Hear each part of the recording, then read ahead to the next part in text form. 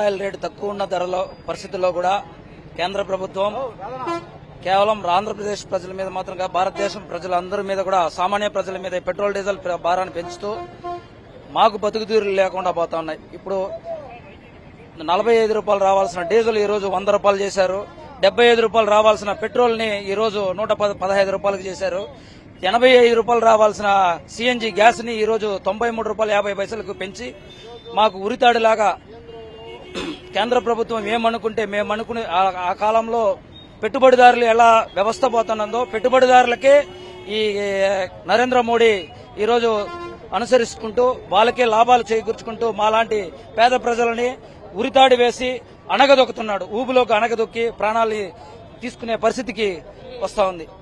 Already ఉచిత బస్సుల పేరుతో సగం ఉపాధి పోయింది. ఇప్పుడు కాస్తో గీస్తో మేము బతుకుంటున్నాం. పెట్రోలు డీజిల్ సిఎన్జి అంతా పెంచేశారు. ఈ పరిస్థితుల్లో మేము బండ్లు ఏం చేసుకోవాలో మాకే అర్థం కాని పరిస్థితి. చావు బ్రతుకుల్లో ఉన్నాం.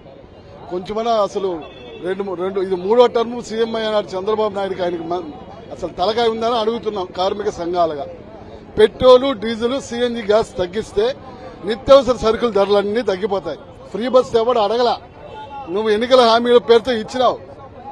అదేదో మాకు 25,000 రూపాయలు ఇస్తే మేము ప్రతి ఒక్కరిని ఇంటికాడికి తీసుకువెళ్ళి దింపుతాం. రాత్రి పగులు సేవ చేస్తామని చెప్పి ఈ సందర్భంగా తెలియజేస్తున్నాం.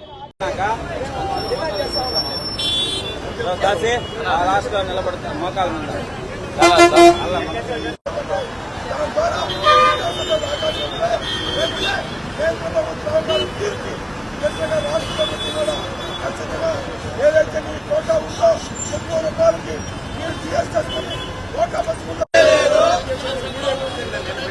తగ్గించాలి.